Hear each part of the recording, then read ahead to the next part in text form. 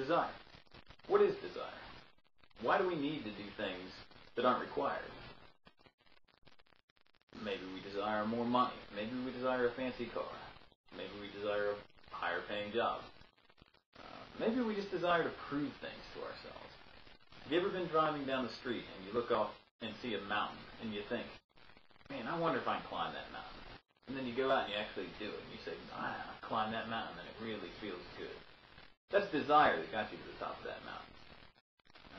Today I'm going to tell you a little bit of a story about that type of desire that started back in 1997 when I was a high school senior. A little bit lighter, a little bit more fearless, and had a little bit more of a carpe diem, seize the day type of attitude. So I guess I was an average senior. But I needed to have a plan, or so everyone told me. I needed to pick a college, I needed to have a major, I needed to pick a career. All of this stuff. This is a lot of things to put on a 17-year-old person. And I really had a lousy work ethic. I wasn't too interested in school or homework or any of that.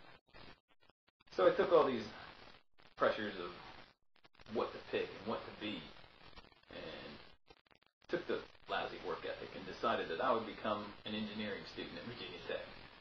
Probably not the best idea, but packed all my stuff up. I was eager to get out of the house.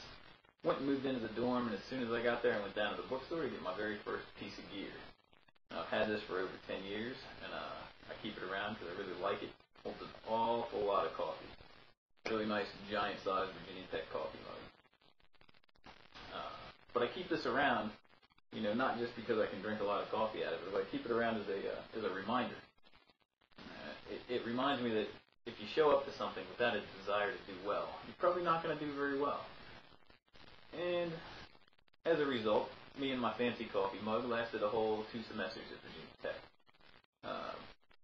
So we packed ourselves back up, moved back home, brought back this wonderful coffee mug and about 3 passing grades. And really, while I was there, a lack of desire set up that failure. And it's something I think about an awful lot.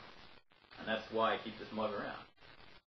But desire is not something that you can really create. You can see something that you like and really want that, and to have that desire inside you to make you work hard towards it, that is something that sometimes just truly finds you. In that sense, you can think of it as religion. We don't go out looking for it all the time. Sometimes it just finds us. So if you know what you want, and you want it really bad, you can have desire. Recently I was reading an article called The Psychology of Desire by Sabiri Roy. And it said basically that desire is the root of all human activity. Having a desire or a motivation fuels us to do everything that we want to do. And that all of us are motivated in one form or another, or in one another by a desire in one form or another.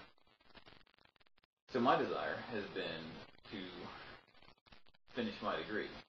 Now my desire after I got out of Virginia Tech, that was to just get by and party, which didn't work out so well because for about a 5-year period, all I did was get by and party, and it got me nowhere. So, from that article we were talking about, I did learn that there are 3 kinds of desire. There's sexual desire, which is kind of in our DNA, is going back to our need to reproduce and further our species. Then there's also desire as a manifestation of power, and this is, like wanting to be the president, or something along those lines. And then last, there's desire as a fulfillment of purpose. Now this is kind of like deciding to become a priest, or being a social activist, or an artist, or an author. And this fulfillment of purpose, this is something this mug reminds me of every time I look at it. My purpose is really to finish school. And when I look at this mug, it reminds me that, hey, it's okay to fail, but you've got to pick yourself back up and try it again, because you really can't give up on something that you have desire for. You have to keep trying. So I hope that in closing, my coffee mug and I have conveyed a little bit of the importance of having and wanting and desiring a goal. And it's really hard to keep that desire burning But when you do, and when you work towards that goal and you finally achieve, it leads to some really rewarding things. So I hope I've conveyed a little bit to you about desire, and I know that I'm sure going to get a lot of satisfaction when I fulfill my desire to walk the stage with my degree and my captain's